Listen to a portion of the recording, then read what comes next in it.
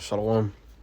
Before I begin, I want to give our praises to Yahweh, Bashem Yahushua, Bashem Kakadash, the honors to the apostles, elders, great millstone, and Shalom to the icon teaching his word, throughout the four corners in true sincerity. Back with another lesson, through the spirit by Yah, Bashem Yahushua, Lord, will be edified unto the elect. The topic of this lesson, the topic of this lesson is going to be the Lord set up one and put it down another. All right. According to that Psalm 75. All right, because, kingdoms, they fall and rise. All right, all kingdoms, they fall and rise. All right, the only kingdom that's going to be everlasting or forever is going to be the kingdom of Israel. All right, when Yahushua, comes and take these nations, all right, out of their, little, power seats that they're in now.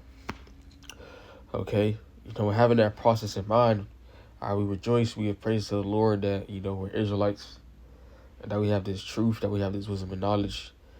All right, because we, to have an opportunity to be part of that, everlasting kingdom, never seeing death, and to rule over our presence forever.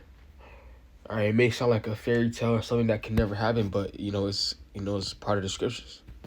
Before I continue, all right, the true name of God is Yahweh. All right, Yahweh, which means He is or He exists. All right, Bahashem meaning in the name. All right, Bahashem in the name, and the name of His Son, the only God who the world calls JC or Jesus Christ. It's not His name, it's Yahweh Shai, which means He saves or He delivers. All right, and Yahweh is going to send Yahweh Shai in these last days to put down, all right, Esau, Edom, out of his rulership. Okay. This is 2 Ezra 6. Start at 7. It says, Then answered I and said, What shall be the parting asunder of the times, and when shall be the end of the first and the beginning of it that followeth? And he answered me, From Abraham unto Isaac, when Jacob and Esau were born of him. Jacob's hand held first the heel of Esau. For Esau, well, before I continue, that was a symbolic, it's like this was a very symbolic thing that happened, during the birth of these two nations, with Jacob and Esau, which, we know Jacob's name was later changed to Israel. Okay.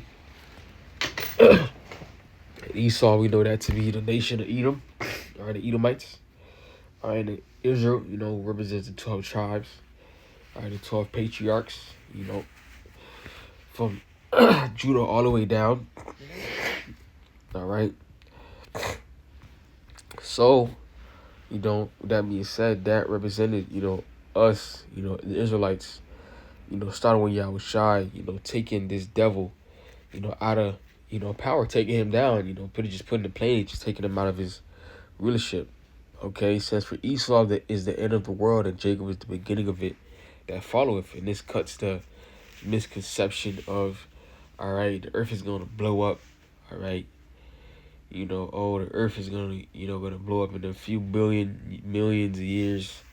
All right, that's not going to happen. All right, when it says Esau is the end of the world, it talks about the end of an age.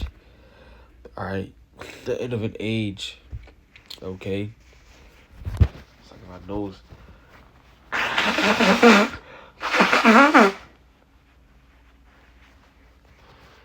Talking about the end of an age.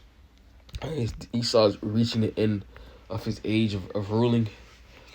All right, we see it. All right, we getting ready for it. All right, girding up our loins. All right, preparing ourselves for what's about to happen. All right, it says Jacob is the beginning of it that followeth. All right, a new beginning. All right, new rulership, a reset. Okay, because once this devil gets taken out, all right, we're up next. All right, that's prophecy. That's what the Lord says is gonna happen. Is gonna happen. All right, hence the Lord put it down one and set it up another. All right, this is Psalm 75. Let's start at 4. It says, I said unto the fools, deal not foolishly, and to the wicked lift not up the horn. Right, so don't speak. Don't be proud. All right, don't lift up your horn, and the horn represents power. All right, Esau. The Lord is talking to Esau, Edom. Because in his mindset, he's the one that thinks that he sets himself up, that he did it. right? Being proud. It says, lift not up your heart on high. Speak not with a stiff neck. For promotion coming neither from the east, nor from the west, nor from the south. From the south. When the Most High is the judge, he put it down one and set it up another. So, it's just a cycle, all right? One kingdom gets in rulership, whether it be 100 years or 200 years, it goes down. Another one comes up, gets rulership, and gets taken down, right? You had the Babylonians, you had the Medes, all right? You had the Romans, all right, Sluggy. You had the Romans, all right? You had the Greeks ruling for a period of time, all right? You even had Moab, had their own dynasties or whatever. They ruled, all right? They got taken down. Another one came up, okay? So, kingdom after kingdom, they fall and rise. All right, we had a point in time we ruled, all right? We got a point in time where we ruled, okay? And the Lord took us down, shit. The Lord had it where the heathens, they took us down. And we understood that we ain't out here in America, right? But, we're coming into the end of Esau, put a hell on us. It says, but the Most High is the judge. He put it down one to set it up another. It says, for in the hand of the Lord Yahweh there is a cup. It's like, it says, for in the hand of the Lord Yahweh there is a cup, and the wine is red, and it is full of mixture, and he poured out the same. But the dregs thereof, all the wicked of the earth shall wring them out and drink them. But I will declare forever, I will sing praises to the power of Jacob. All the horns of the wicked also will I cut off, but the horns of the righteous shall be exalted. So, the same way how we went into captivity, right? We drunk of that cup, going into captivity. Esau, Edom, he got to drink that cup too, right? He got to go into captivity as well, all right? That's right. That's a righteous recompense in Isaiah by Shemel Shai. And to back that up, we get Jeremiah 49 and 13 or 12, Salakia. It says, for thus saith the Lord Yahweh, behold, that they whose judgment was not to drink of the cup have it surely drunken, and art thou he that shall go altogether, Salakia, and art thou he that shall altogether go unpunished, that shall not go unpunished, thou shalt surely drink of it. So yeah, the same way again, how we went in captivity, and we wasn't supposed to. All right, well, we were supposed to because we went off, but again, we went off, so we went into captivity, and it was not meant to happen if we continue to serve the Lord and kept the law, statutes, commandments. But because we started serving idols, we went into captivity.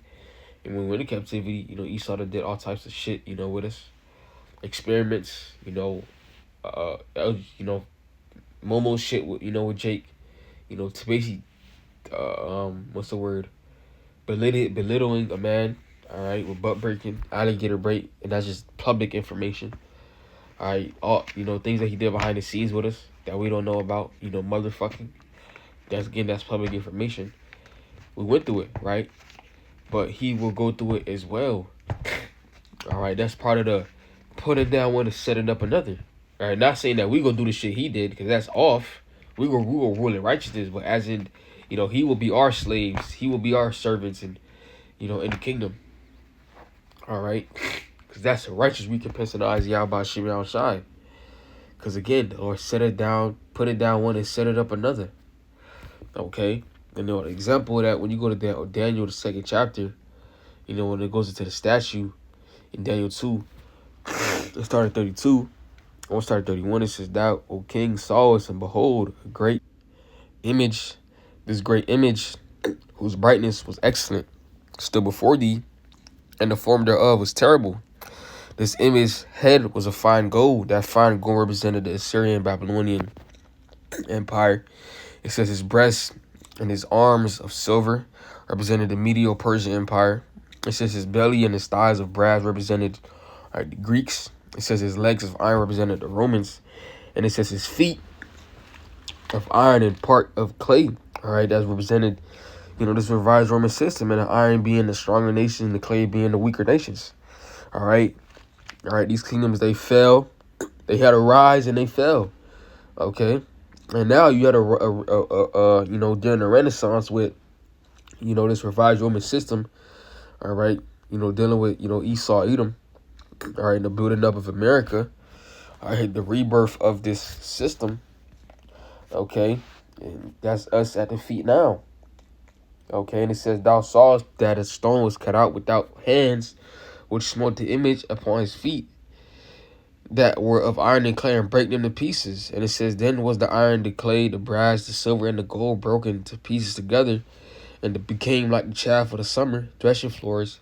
And the wind carried them away, that no place was found for them. And the stone that smote the image became a great mountain, and for the whole earth. And 34 and 35 going into, when Yahweh returns and takes Esau, Edom out of his rulership. All right, we hope, desire earnestly to for that day. Okay. And when this happens, there won't be a putting down of our kingdom. Our kingdom will be everlasting. All right, because the Lord said He's gonna He's gonna give us rest from our sorrow. Right. The Lord said we're gonna rule over our oppressors. When you go to Daniel, that's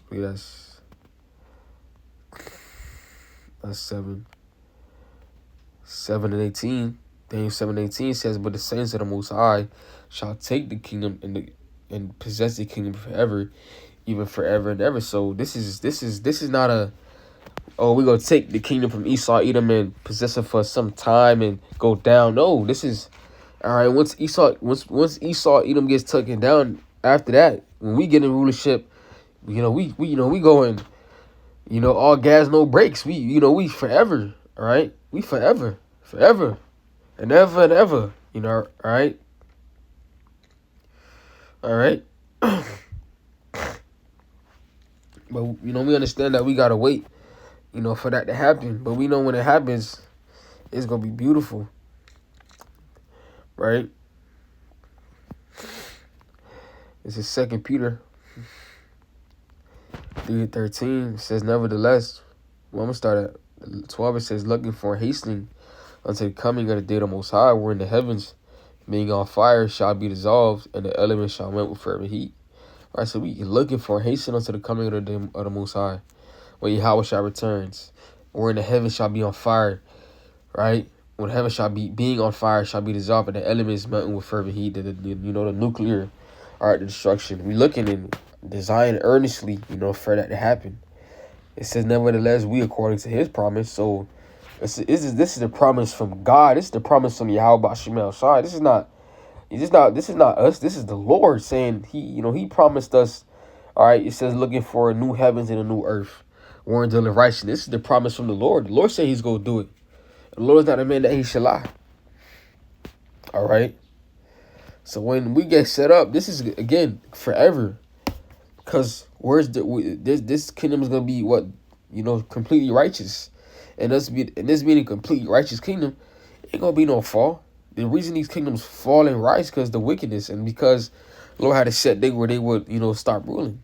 But this is it, right? That's why we say that this is the last, all right, captivity, for the nation of Israel. All right, because again, after this is done. All right. That's why it's a high time to wake out of sleep, because that's how vicious in there that when we believe. All right. Shit could pop off any day now. All right, Esau's constantly, being exposed. All right, Trump being exposed, Amalek being exposed. The truth is, constantly being brought out. All right, we at the end of this shit, man. All right, but with that long as lesson was on the final, give all praises to Yahweh Bashim, Al-Shah, Bashim, Kakwadash. At the honor to the apostles and elders, great those throwing the shadow ones that I can teach His word throughout the four corners and choose to serve the I can out of here. Shalom.